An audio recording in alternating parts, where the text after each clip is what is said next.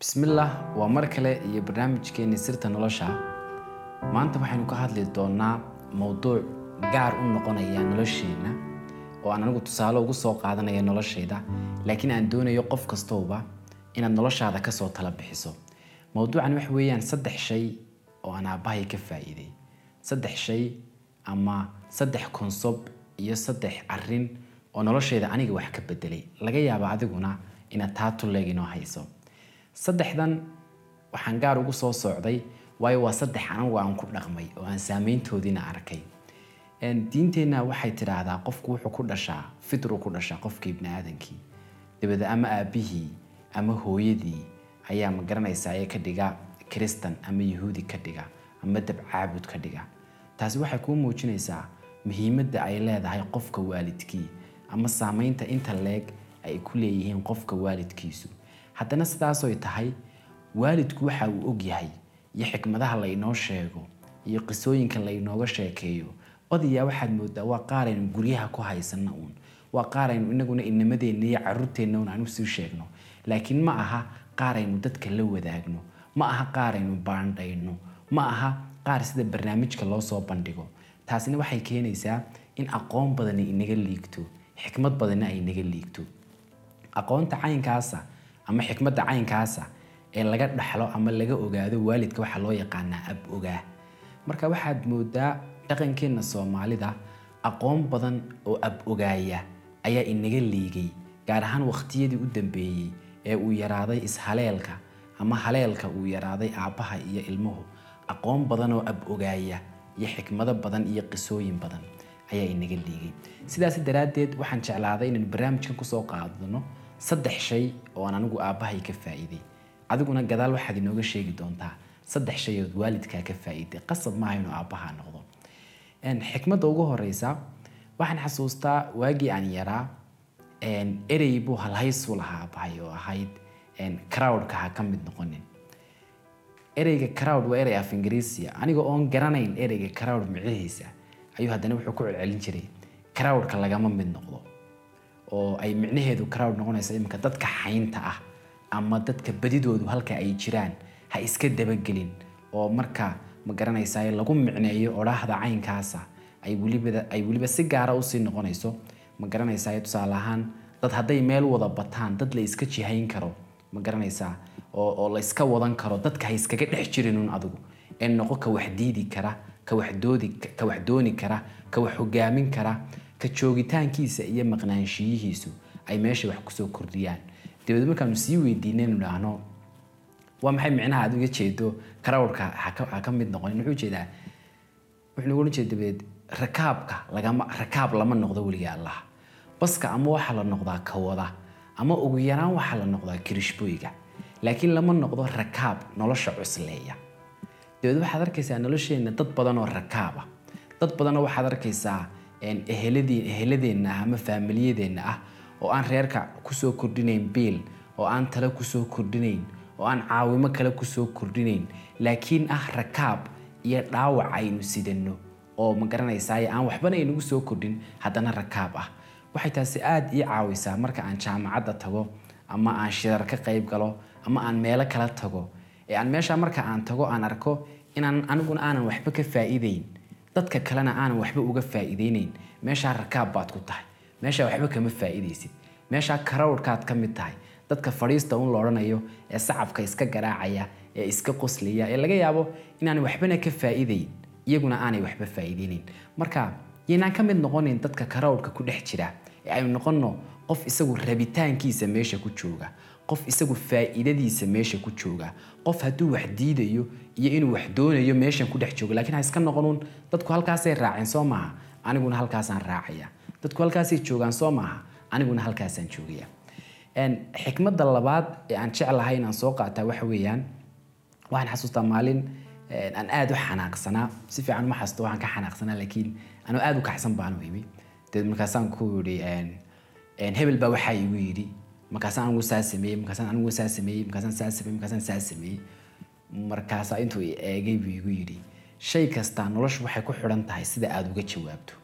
wax kasta oo lagugu sameeyo ama wax kasta oo la kulantaa waxa ay falcelinta aad ka samaynaysaa waxa ay ku xiran tahay miisaanka aad u yeesho. oo tusaale ahaan haddii uu qofku caayo, haddii uu qofku maago, sida aad uga jawaabayso ama inaad ka aargoosato ama inaad iska daysaa miisaan bay u baahan tahay. qof inaad u abaal guddo oo aad lacag siiso iyo inaad waxbaba siin miisaan bay u baahan tahay. shay kasta oo aad noloshaada la kulantaa, shay kasta oo aad noloshaada aragtaa qaabka aad uga falcelinaysaa waxay u baahan tahay miisaan. dadkuna waxay ku kala duwan yihiin waa hadba miisaankaas. oo haddii lagu yiraahdo qofkaas uu dabeecad xun yahay oo qofkaas uu xanaaq badan yahay, micnaheedu waxa weeyaan miisaanka marka uu sheegayo shay sida uu uga falcelinayo dhanka xanaaqu u badan yahay. qofkaas uu degan yahay waa qof qabow haddii lagu yiraahdo weeyaan sida uu shayada uga falceliyo ayaa ah marka uu miisaamayo in miisaankiisu kafada deganaanta, kafada iska daada, kafada iska dhaafta, kafadaas uu cusleeyaa markasta. halka marka lagu leeyahay qofkaas uu xanaaq badan yahayna kafada aargoosiga, kafada u jawaabka, kafada cayda, kafada markaba inuu shayga ka falceliyo, kafadaas culus. marka nolosheena shay kasta oo ina soo waajaha samaan iyo wanaag labadaba ha noqdo waxa uu u baahan yahay inuu miisaan u yeelo. dadkuna waxa ay ku kala duwan yihiin ee halbeega u ah ee sumada iyo sawraca u yahay waxa weeyaan hadba miisaanka sida uu qofku u qaato. ma aha inaad hal miisaan oo go'an qaadato. mararka qaar waxaad u baahanaysaa inaad maya tiraahdo, mararka qaar waxaad u baahanaysaa inaad tiraahdo shayga ma doonayo, shayga waa diidays. mararka qaar noloshu waxay u baahanaysaa inaad aargoosato, mararka qaar noloshu waxay u baahanaysaa inaad magaranaysaa shayga waajahdo si aan wanaagsanayn, laakiin marka ay kugu qasabto. marar badan oo kalena waxay dalbaysaa inaad saamaxdo, inaad dul qaadato, inaad iska dhaafto, inaad ilduufto, inaad magaranaysaa indhaha ka saabato ay marar badan u baahanaysaa. marka miisaanka labadaas ayaa ibni aadam ku kala duwan yahay. noloshana waxa ugu adag waa miisaanka. sida aad shay falcelintiisa u miisaami karaysaa nolosha waa waxa ugu adag. diinteennana guud ahaan marka aad eegto, guud ahaan marka aad xikmadeeda eegto waxa ay ka shaqeysaa waa miisaanka.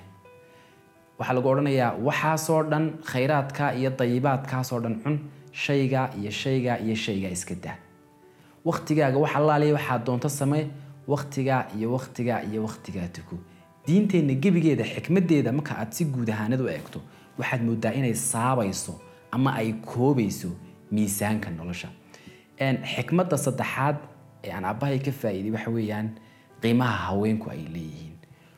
qof kasta waxa uu gurigiisa kala yimaado unbu bulshadana la dhex tagaa. waxa aan arkaa rag badan oo ila faca oo laga yaabo inay haweenka u arkaan dad u dhaxeeya ma garanaysaa kitchenka ama madbaxa iyo sariirta. dad ay hawshoodu ay tahay in guriga ka shaqeeyaan ay wax masaxaan ay wax fiiqaan. inta wixii ka sareysana aan awood lahayn, karti lahayn, ka ducufa ma garanaysaa nusqaan iyo nabar iyo dhaliilay iyo male. ayaad moodaa inay rag badan u arkaan caynka. waxaan xasuustaa marka aanu isnaano hablahayaga wax u dirta wuxuu markasta nagu yiraahdaa hablahayga anigu umaan dhalin inay idinka idin shaqeeyaan, umaan dhalin inay idinka idin noolaadaan, laakiin waxaan u dhalay inay iyagu noolaadaan oo iyagu nolosha tabcadaan ayaan u dhalay. taasi waxay sababtaa marar badan aniga iyo inamada iga yaryar haddii aan xataa isnidhaahno dirsada mid ka mid ah hablaha nala dhashay waxay dalabtaa markasta inaan anna wax u qabto iyaduna ay wax ii qabato. anigu aan suuqa wax uga keeno iyaguna ay guriga ii hagaajiso. in sidaa talantaaliga ay noqoto. laakiin qofku marka uu ku soo koro guriga uu joogo ay tahay guri shanta hablood ee la dhashay ay isaga u shaqeynayaan, isaga marihiisa iyo cunadiisa iyo gogashiisa iyo jiifkiisa ay ka shaqeynayaan, oo waliba isagoo maagaya oo ma garanaysaa dhaliilaya isagoon abaal ugu hayn ay u shaqeynayaan. dee berri marka uu suuqa tagana intii in leeg buu filanayaa, ta uu guursadana intaa in leeg buu ka filanayaa. laakiin marka guriga aad joogto iyo hablaha aad la dhalato ee cid kuugu xigta lagu baro inaanay iyagu bilaash waxba kugu siinayn, lagu baro iska daa wax kale haddaad waxba u qaban kari weydo inaad ugu abaal guddo ereysan iyo hadal wanaagsan. marka taa lagu baro si aad u hesho adeeg, si aad u hesho samaan, si wax lagugu qabto inaad adiguna wax bixiso. qofku doonaha ahaado ama gabadhaada ama nin ahaado haddii dhaqanka caynkaasa yaraanteena laynagu baro waxay ila tahay qof kasta marka uu suuqa tago ee uu inan gayaankiisa markuu arko waxa uu ka fikirayaa inuu aaba dhalay, in aabba noocaasi dhalay inay inamala dhalatay inay sidaa u kortay in si ay kuu guursato oo ay ubad kuugu dhasho oo ay guriga kaaga shaqayso ay iyaduna u baahan tahay xuquuqdaas la mid ah. marka waxyaabahan ka faa'iido waxa kamid ah inuu markasta nagu yiraahdo hablaha anigu umaan dhalin idinka aawadiin, umaan dhalin inay idinka idin shaqeeyaan, laakiin waxaan u dhalay inay iyagu shaqaystaan. marka waxay ila tahay qofka ibn aadankiihi waxa uu guriga kala yimaado, tarbiyada uu guriga kala yimaado ayuu badiyaa kula dhaqmaa bulshadeena galdaloolooyin badan oo ay leedahay waxay ka yimaadaan xaafadaha raasaska iyo xaafadaha ay ka yimaadaan.